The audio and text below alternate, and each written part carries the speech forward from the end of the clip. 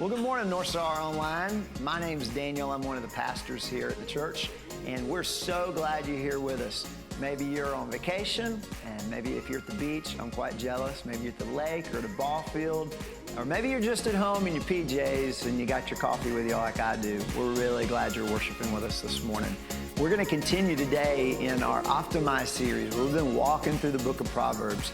If you've been with us, I hope you enjoyed it. I know I have. Just to understand what it means to have wisdom for your life in all these areas of your life. It's been a great study. So I hope you enjoy today. Hey, I want to let you know we've got an online chat host, and that's the person that's going to be there in your comment bar there. So if you have a prayer need, reach out. We would love to know, and we take those seriously. We get those and we pray over those. Or if you just want to say, hey, that was a great point, or that made a lot of sense in my life, man, put something in that line and start an online discussion. It's going to be a great morning. We're so glad you're with us.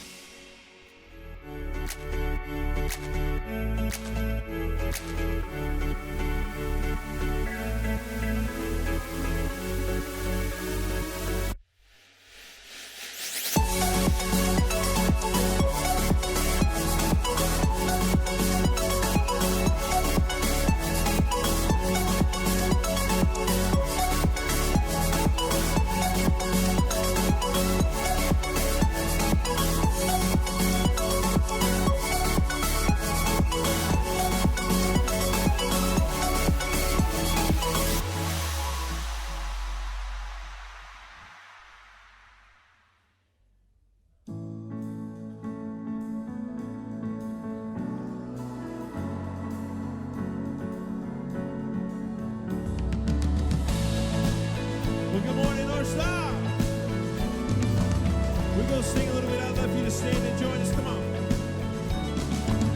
This song is called Great Thing. Here we go. Come, let us worship our King. Come, let us bow at His feet. He has the great things. Yeah. See what our Savior has done. See how His love overcomes. He has the great thing. He has the great thing. Oh, hero of heaven, you conquered the grave. You free every captive and break every chain. Oh God, you have done great things. We dance in your freedom, awake and alive. Oh Jesus, our Savior, your name lifted high. Oh God, you have done great things.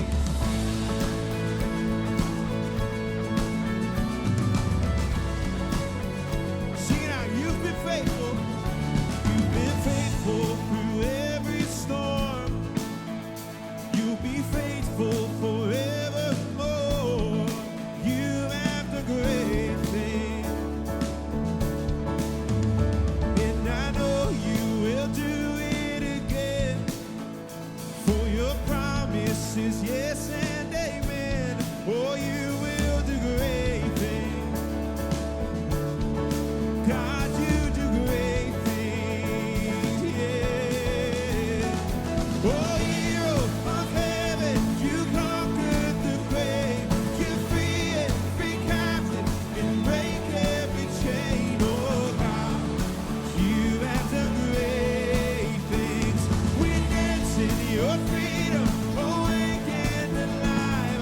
Oh Jesus, our Savior, your name lifted high. Oh God, you have done great things.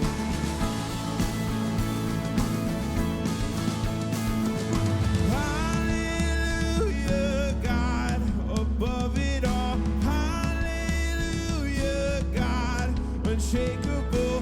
Hallelujah, you have done great things. Oh, hallelujah, God, above it all. Hallelujah, God, unshakable. Hallelujah. you have done great things. You've done great things. Oh, hero of heaven, you conquered the grave. You free every captive, and you break every chain. Oh, God, you have done great things. We dance in your freedom, oh, we can't deny. Oh, Jesus, our Savior, your name lifted high. Oh, God, you have done great things. You have done great things. Oh, God, you do great things.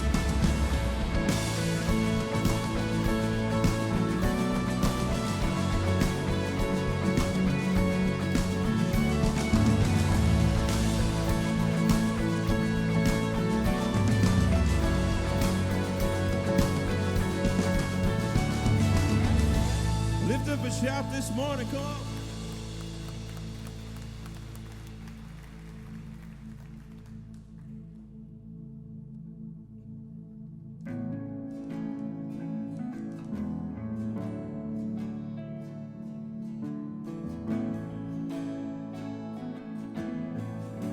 Sing this out. When darkness tries to roll over my bones, when sorrow comes to steal the joy I own, when brokenness and pain is all I know, I won't be shaken. I won't be shaken. Sing this out, come on. My fear doesn't stand a chance when I stand in your love. My fear doesn't stand a chance when I stand in your love. My fear doesn't stand a chance when I stand in your love. Yeah. Sing shame. Oh, shame no longer has a place to hide. No. And I am not a captive to the lie. I'm not afraid to leave my past behind. No, no, I won't be shaken.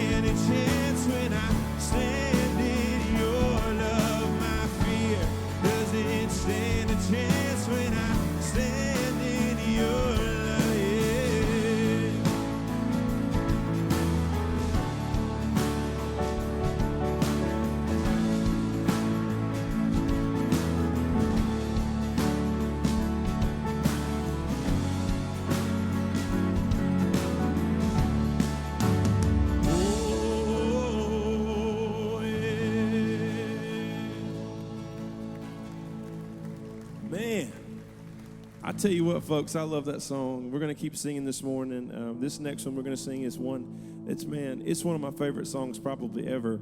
It's called King of My Heart, and I've sang it a ton of times, and when you sing a song a lot, over time you start to look at the lyrics in a different way.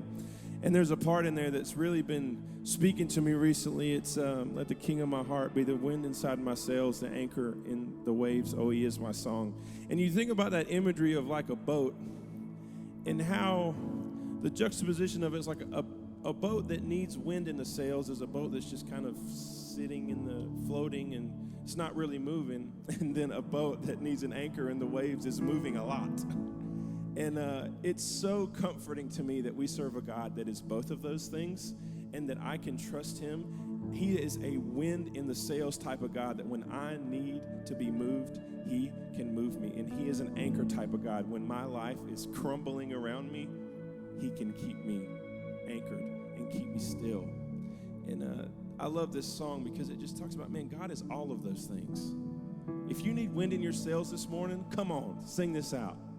And if you need anchor, sing it out. We're going to sing it together. Come on.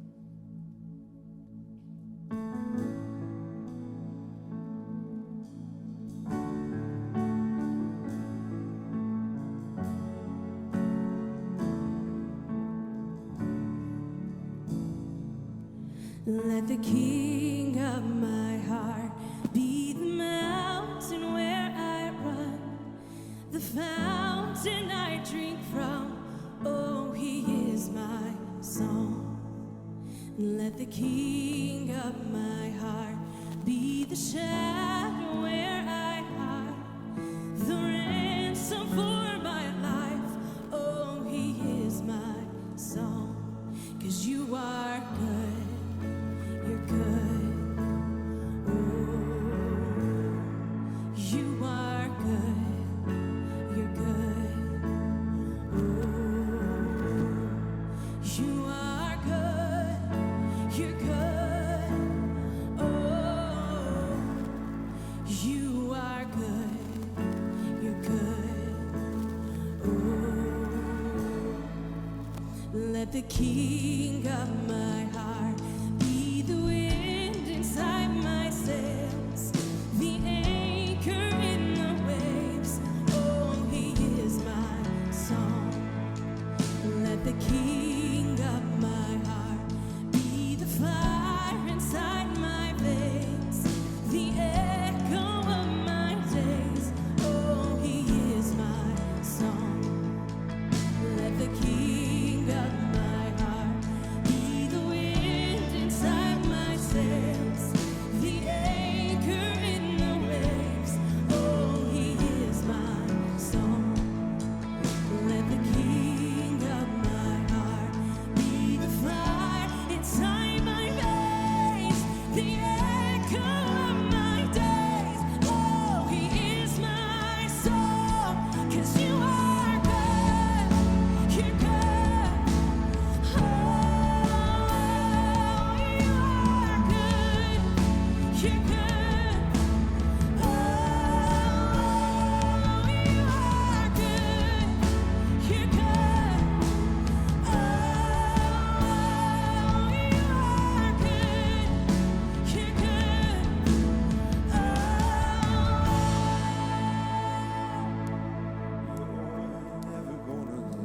You're never gonna let me down. Sing this out. You're never gonna let me down. Come on. You're never gonna let me down. No. You're never gonna let me down. Sing it again. You're never gonna let me down. No, you're never gonna let me down. No, you're never gonna let me down. No, you're never gonna let me down. 'Cause you are good, you're good. Oh, you are good, you're good.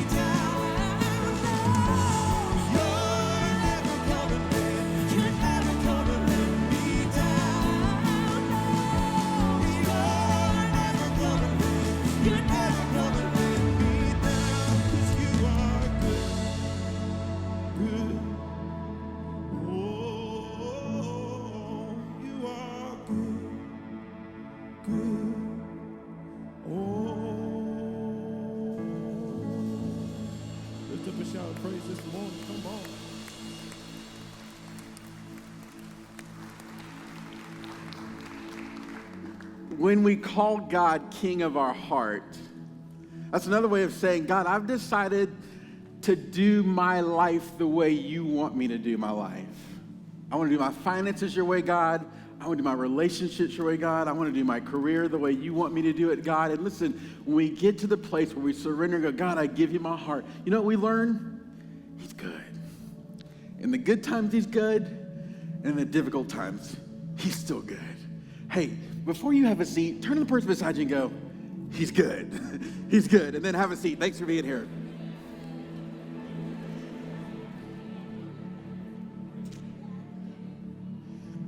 Well, my name is Larry, and I want to officially welcome you to NorthStar Church. Here at NorthStar, we exist to help people find their way home. And that may mean a church home. If you don't have a place that you call home as a church, we would love for you to think about this place as a place where you find a church family that you can do life with. But more importantly, finding your way home means finding a way home in God's family through his son, Jesus Christ. And if you've never met Christ, God's son, Jesus, man, our prayer is that today would be the day where you would say to him, God, I give you my heart and I trust in your son, Jesus. I want to be a part of your family. I'm going to invite our hospitality team to begin to make their way into place. And while they're doing that, there's probably no greater illustration of what we're about here in our mission at NorthStar than what took place here last Sunday night. We had a night of worship and praise. And we sang worship songs to God. We celebrated communion as a church family. But even more importantly, we celebrated baptism. And some folks went public with their faith in Jesus Christ. We were able to celebrate as a family. And I mention that as a reminder, when you give here, you are investing in souls. And you're making an investment that makes an eternal difference. So we thank God for you. We praise God for your generosity. Hospitality team, you may begin to pass those baskets. Those of you who are joining us online, I mean, if God's leading you to be a part, there's a give button at the top of your screen. Feel free to click that and, man, be a part of what God is doing. The next 2 Sundays, July 14th and July 21st, Daniel and Bonnie Hoover are doing a couples checkup. Those of you who were here a couple weeks ago, remember I mentioned that Daniel Hoover and I were not in a good place relationally. His son kicked my son out of a Little League baseball tournament. Good news, we're all good now. Hoovers are good people, I'm good people, we're all good. But Daniel and Bonnie are going to lead a couples checkup the next couple of weeks. And I like to think of counseling checkups as like coaching. Some of you have been watching Wimbledon this week, and Coco, 15-year-old's kind of catching the world by storm with her tennis play. And you know, even the best players in the world have coaches. The best business leaders in the world have coaches. Let people speak into their life. And the same is true about marriages. There's value in letting someone every once in a while help you check them and go, hey man, things are good, but how can we make them better? Things are terrible, how can we make them better? Either way, the next 2 Sunday nights from 5 to 8:30, childcare will be provided, dinner will be provided. If you want more information, there's some in your worship guide as well as on your NorthStar app, or you can go to northstarchurch.org/checkup. November. July 16th through 18th, our kids, our preschoolers are having an adventure quest, and there will be superheroes involved. Man, they're going to be looking at some of the greatest superheroes from the Bible. It'll be the 16th through the 18th from 9 a.m. to 12. It's $15 per child. You've got to register in advance, though, for that. So if you want your preschooler age 3 through 5 to be a part of that, Worship Guide has info, NorthStar app has info, as well as our website, northstarchurch.org/adventure quest. Hey, today we are continuing our series through the book of Proverbs, God's wisdom literature, and we've titled this series Optimize. We've been asking God to help us make the wisest choices possible in different areas of our life. Today, our next-gen pastor, Chris Boggess is going to come, and he's going to help us optimize avoiding moral failure in our lives. I was in the early service. It's really good stuff. I taught to people afterwards. In some way or another, it affects all of us. So let's get ready. Take out your NorthStar app, your worship guide, your Bible, and let's see what God has to say to us. Thank you for being here today.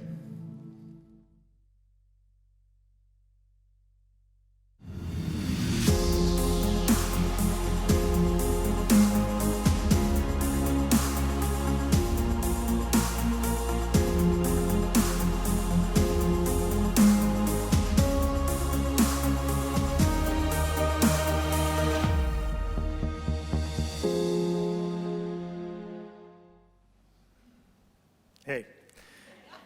Hey, I'm Chris. I am the next gen and middle school pastor. I'm used to speaking to middle schoolers, so I hope I don't talk over your heads. Just kidding. I'm here today. We're going to continue our series in Proverbs. We're going to be talking about how to optimize your life. Now, Daniel spoke the first week about optimizing your choices. And then Casey last week about optimizing your relationships. Today, I'm going to talk about optimizing choices, but choices that are going to keep you from a moral failure. The passage we're going to be looking at is Proverbs 7, and it's often referred to as the seductive woman. So before I go any further, let me explain something to you real quick.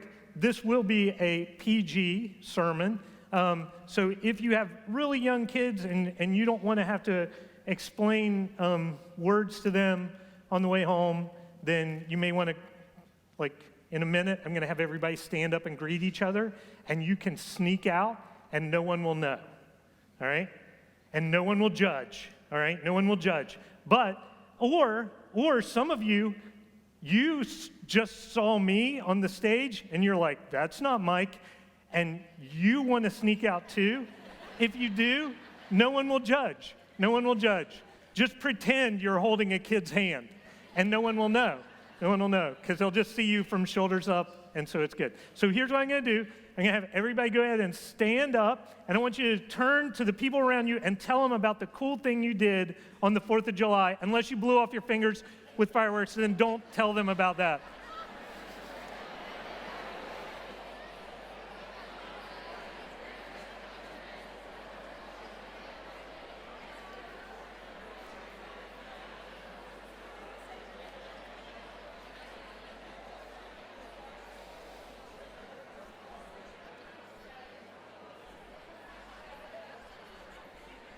All right. Well, the crowd reduction wasn't significant, so I guess that's good. That's good. So we are in Proverbs. Proverbs, in my mind, is one of the most difficult books to preach from. And the reason why is, as you read through Proverbs, when I read Proverbs, it's like Solomon can take an idea and distill it down into 2 lines, right?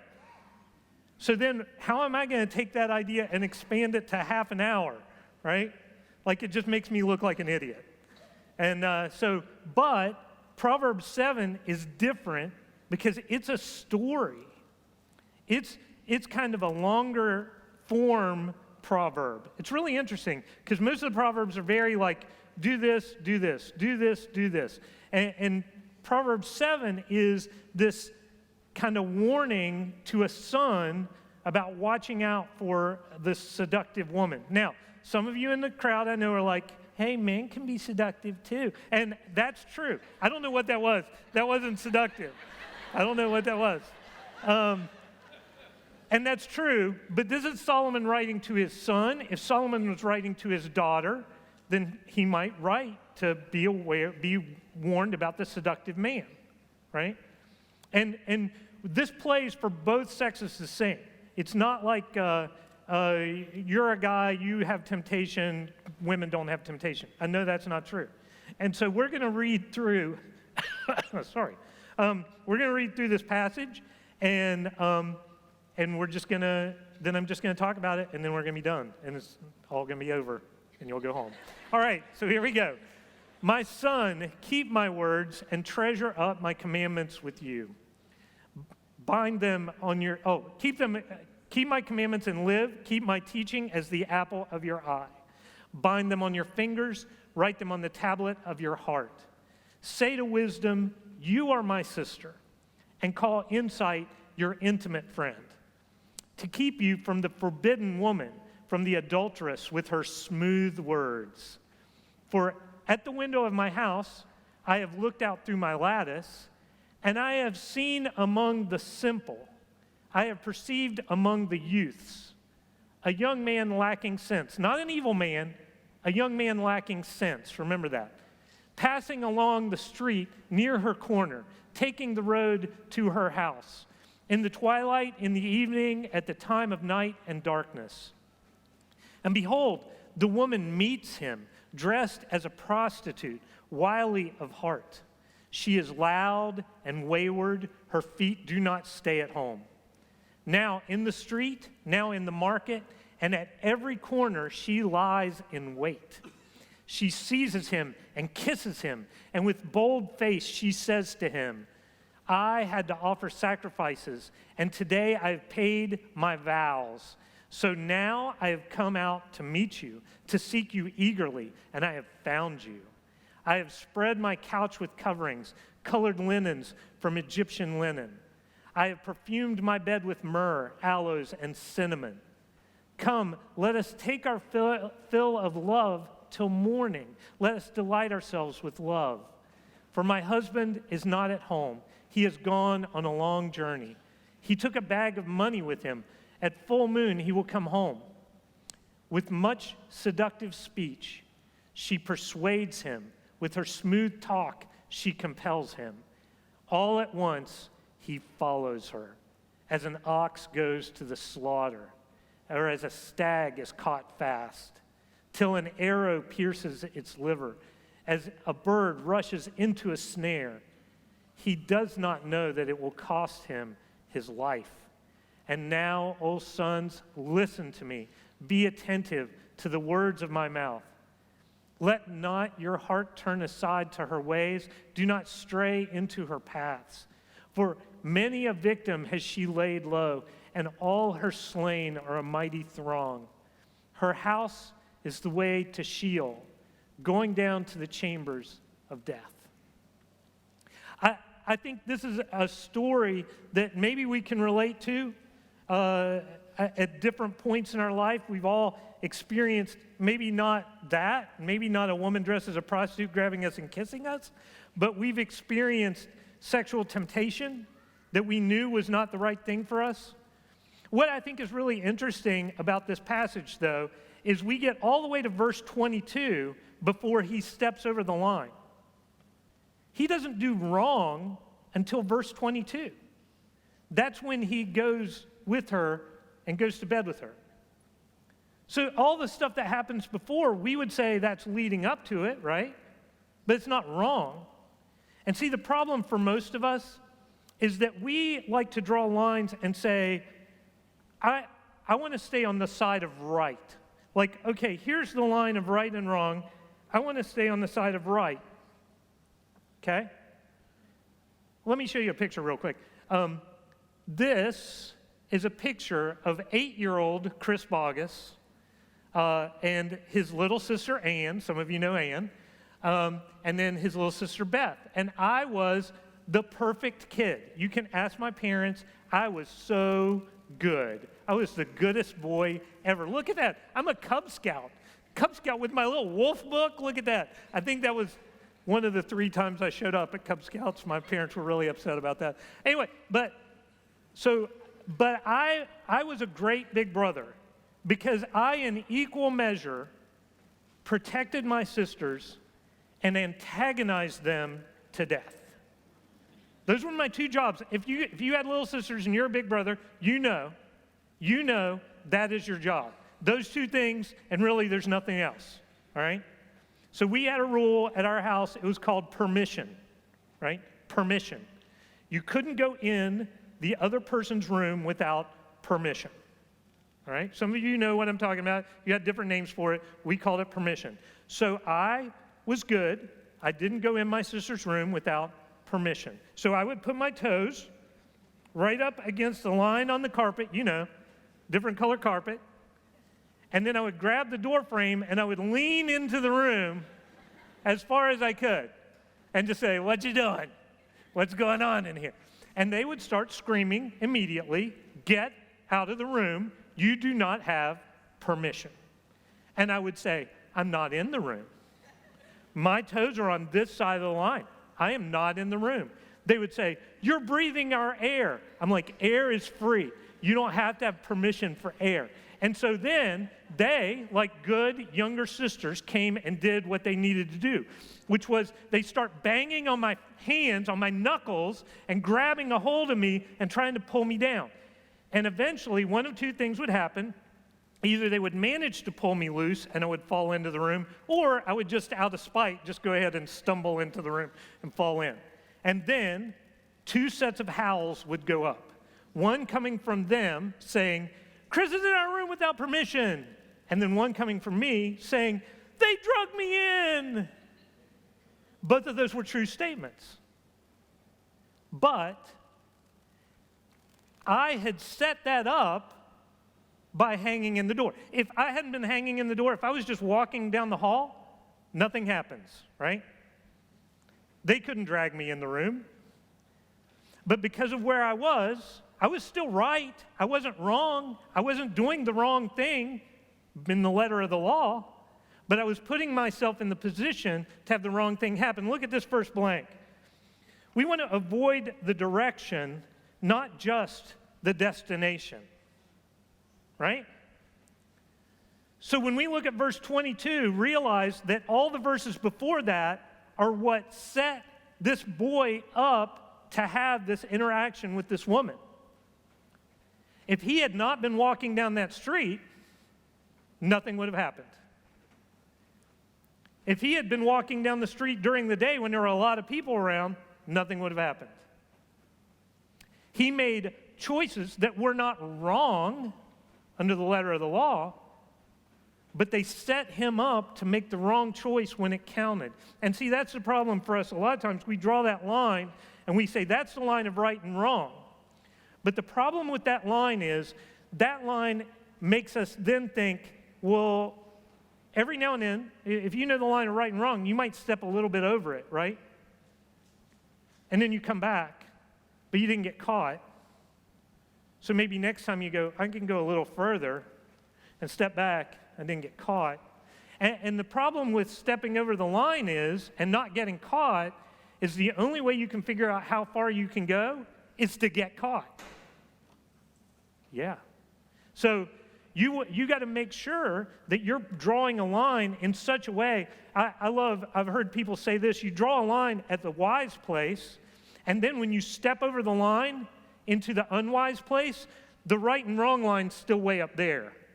You know what I mean? So you haven't actually hurt yourself. You haven't actually destroyed relationships. You haven't done other stuff. You've just stepped into the unwise area.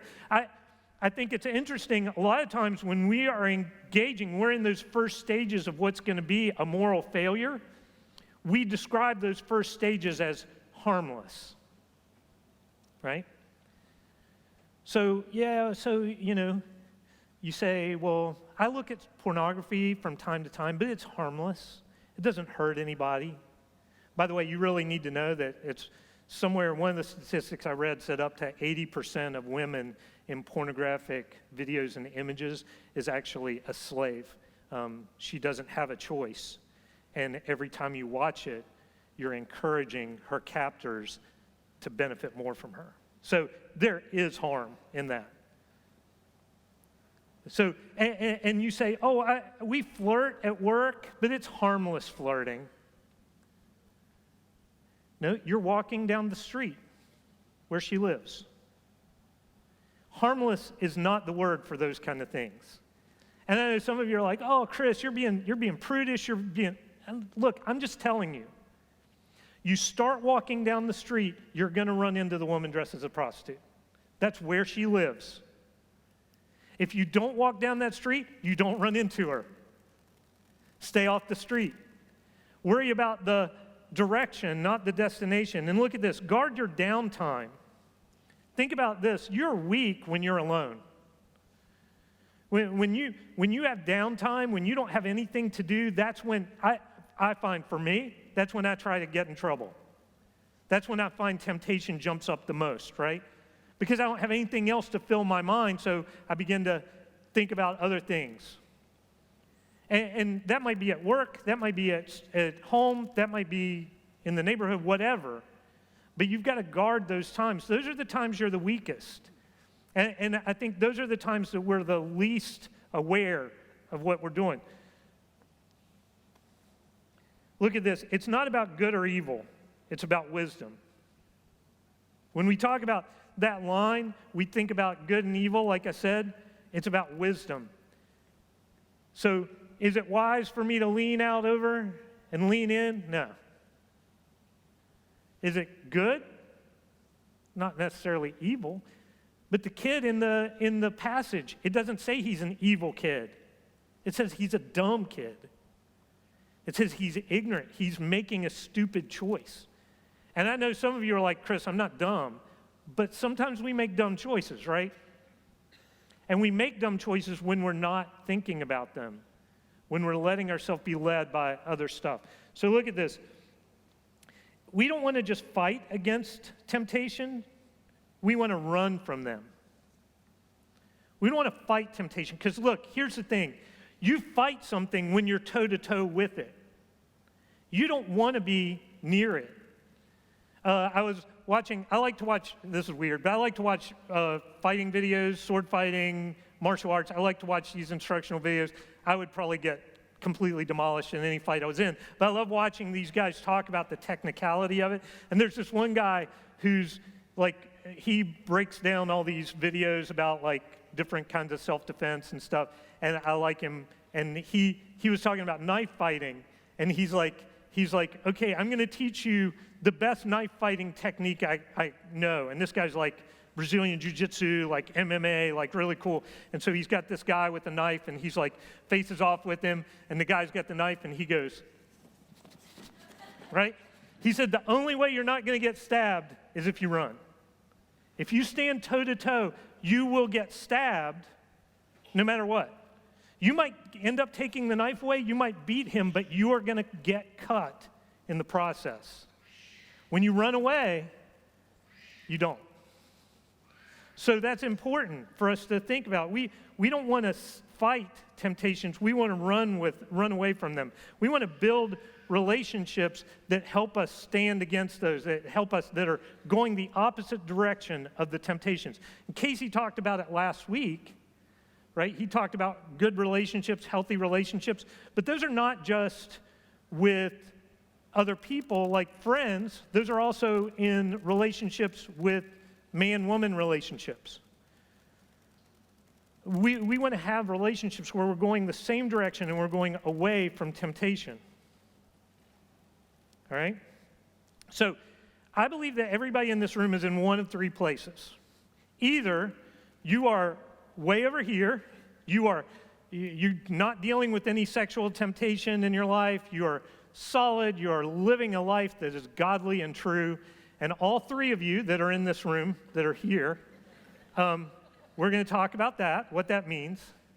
Then some of you are right here. Actually, I guess it would kind of be four places. You have these sexual temptations, but you're fighting them, you're trying to run from them, you're dealing with them, but it's hard, and you day by day.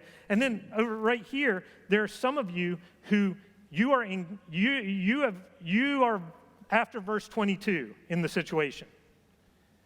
You have fallen to those sexual temptations. You are engaged right now in a relationship that you should not be in. And you know it. Just being honest, right? And then some of you are right here. That's already happened, and now you are trying to recover from it. So for all four of these groups, we're going to talk about something for you today. And so there's some things that all of you need to remember, though, and I think it applies to all four groups, and these are the things that under that always remember tab there. First, avoid counterfeits. Avoid counterfeits. So a lot of times and even in those verses, she says, let's spend the night in love, right? And we talk about love under the sexual temptation, like and here's the thing, I'm not just talking about married people having sex with people outside of their marriage. I'm talking about some of you that are single people who are having sex with someone who you're not married to. Understand that, and some of you are going to hate this. That's okay. I don't care. if you're having sex and you're not married to the person you're having sex with, there is no love in that. You say, oh no, I love her, I love him. No, you don't. Love is not self-centered. Love always puts the other person first. If you are satisfying your sexual impulses on another person, then you are not putting them first. You are putting yourself first. You love them the same way I love tacos. I crave them, I want them, and when I have them, I eat them up, and I love having them. But tacos do not fulfill me. And I don't have a relationship with that taco. That taco doesn't build me up, and I don't build the taco up. It's for this long, and when I'm done with it, I move on to the next thing. The love that you're talking about is the same as a taco. So if you're in that relationship and you say, he loves me, you're a taco. You say, she loves me, you're a piece of cheesecake. She's fulfilling, he's fulfilling his craving, he doesn't love you. And you go, oh no, but they do. Look, here's the thing. Anytime you're in a relationship with someone where they can just walk away with no consequences whatsoever, they are not in love with you. They're not putting you first. They're satisfying a craving using you. They are counterfeiting love. It's not real love. Because real love is committed to the other person's best. Real love is lifting up the other person. Real love cares about it. Now, I'm not saying that can't become real love eventually, but I'll say this. I think it's harder for that relationship to become real love than a relationship that starts out with love and becomes a sexual relationship. Because look, if you do all the things that Casey talked about last week with a person where you are going the same direction, you're following God together, you want the best for the other person, that's the basis of a relationship that then later pays off in marriage as a sexual relationship. Because now, here's the thing, sex in marriage is all about the other person. Think about that.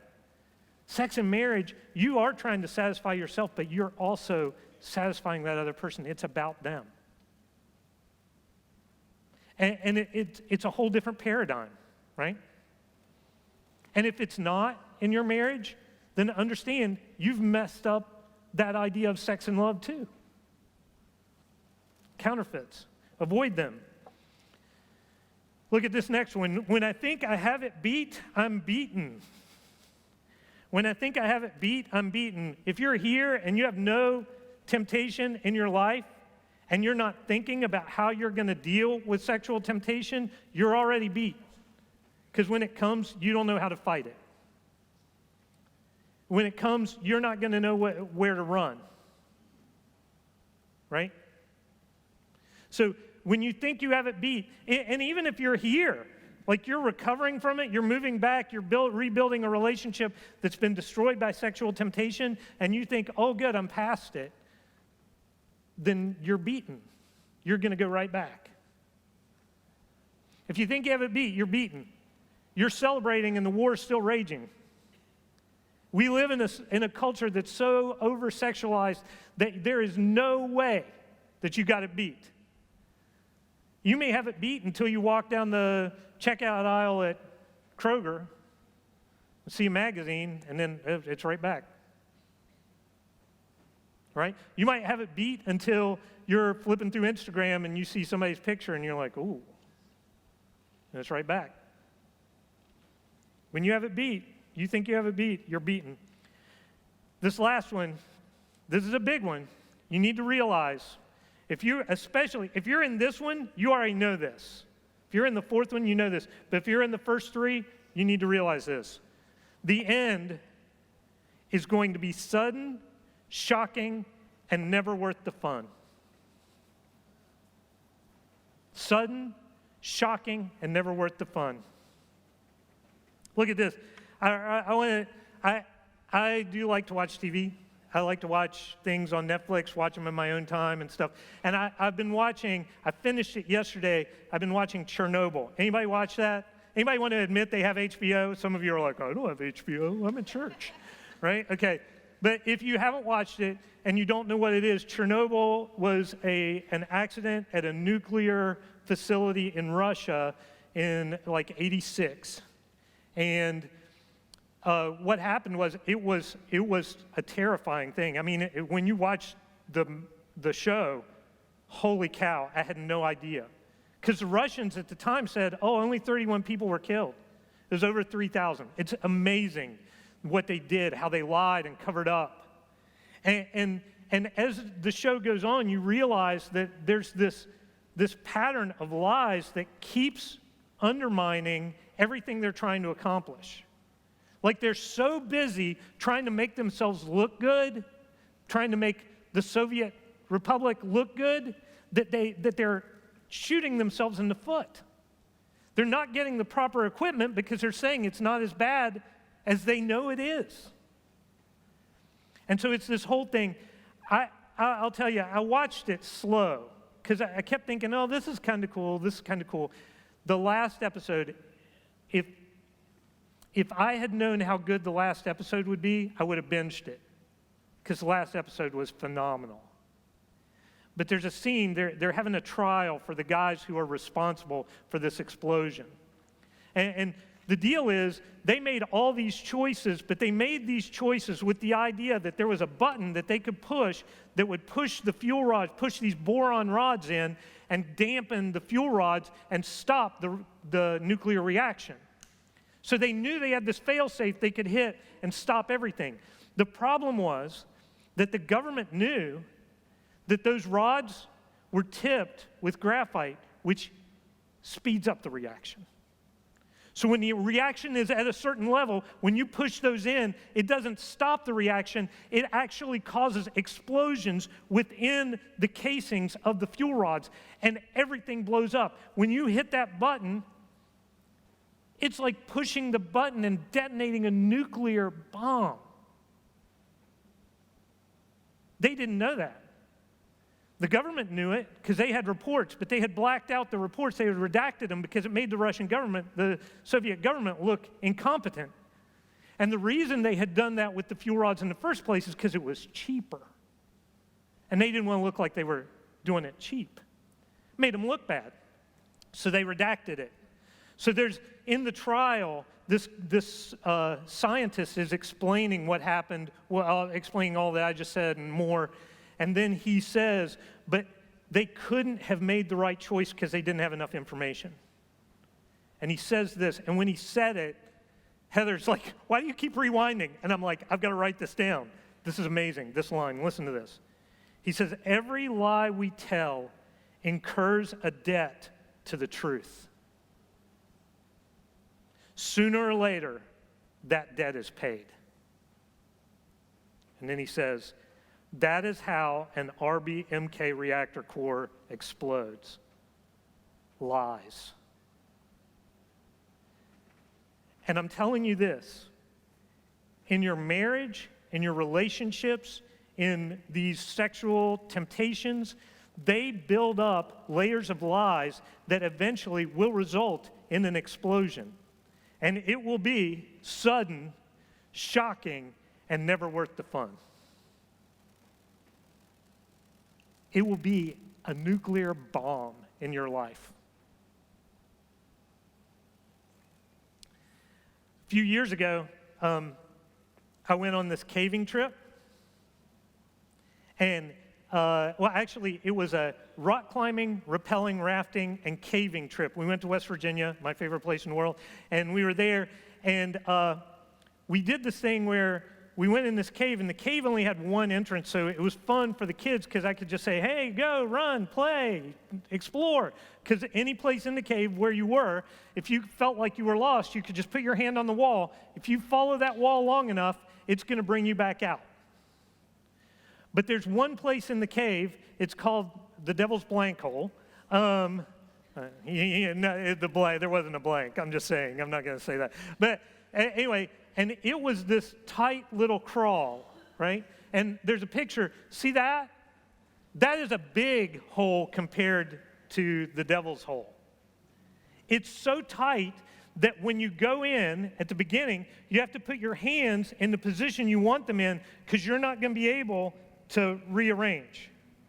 You have to turn your head the way you want it to turn because you're not going to be able to turn it once you're in it.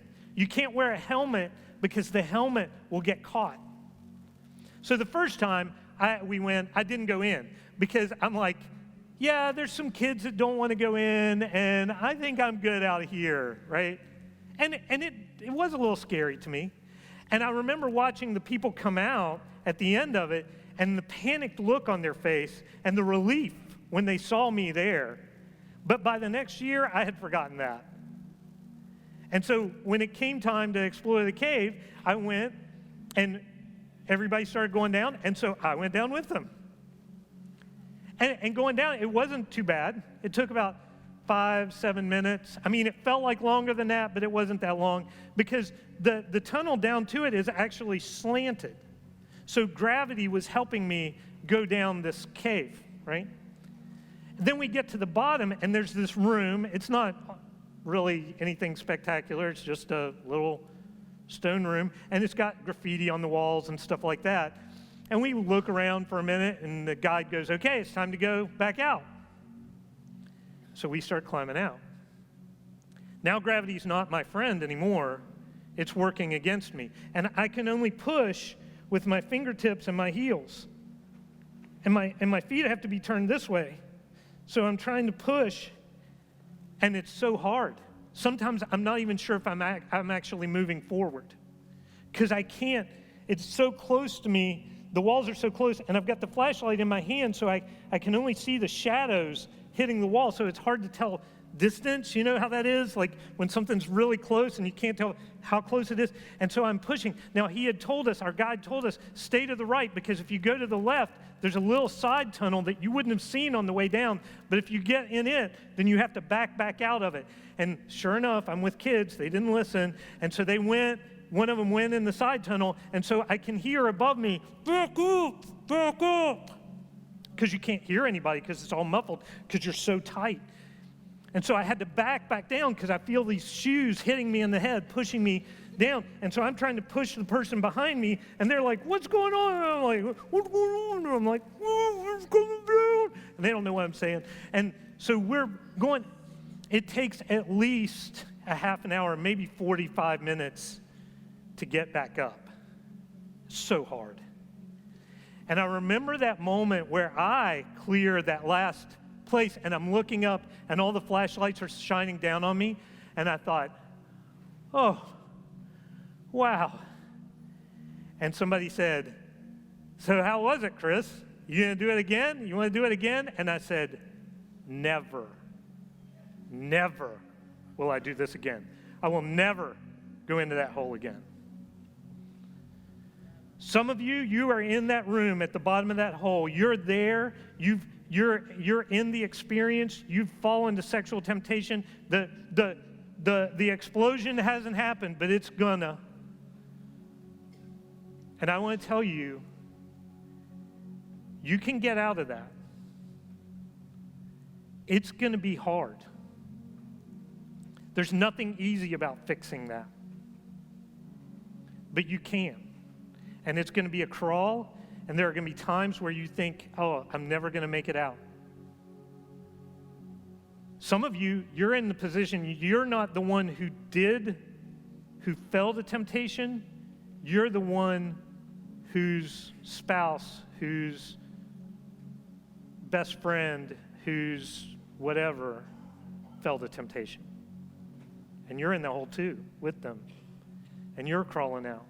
And I want to tell you this. I believe, based on Solomon, based on Bible story after Bible story, that God can still use you, but you have to be willing to crawl back out of that hole. God has a purpose and a plan for your life. We talk about that with middle school all the time, but it's the same whether you're 12 or you're 72.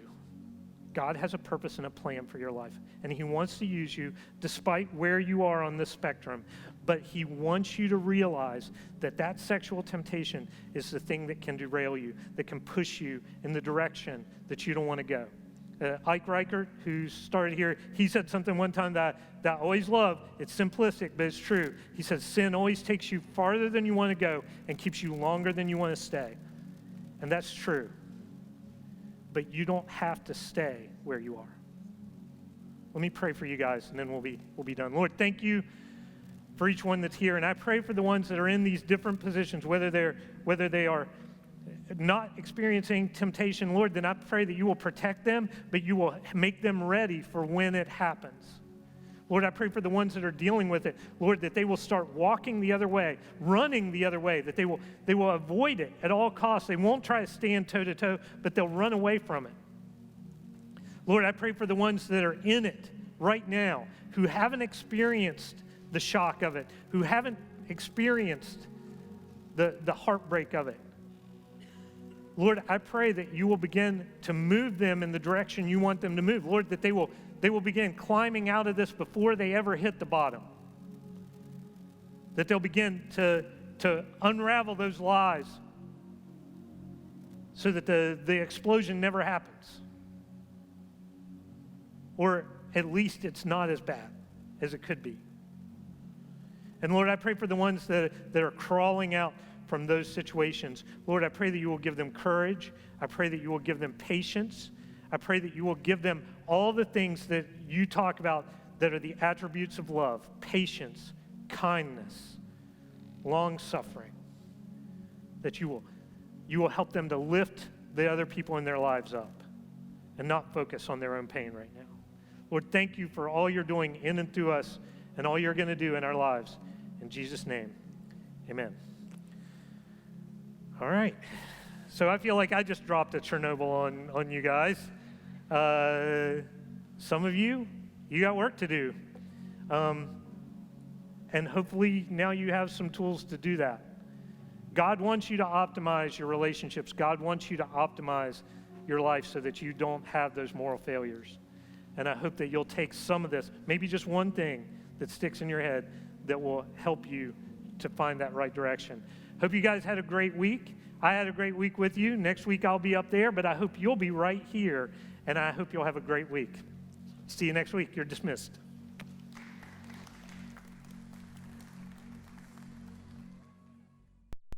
You enjoyed today's message and today's time of worship. Temptation is something that we all endure, something that we all face. And what a great message from Chris about how we can stand firm in the face of temptation. Again, my name's Daniel. I'm so glad you're here with us today. If you have a prayer need, reach out to that online host. We would love to pray for you. If there's any way we can help you this week, there's a link at the bottom of the screen. Feel free to reach out. Have a great week, and we look forward to seeing you next week. Take care.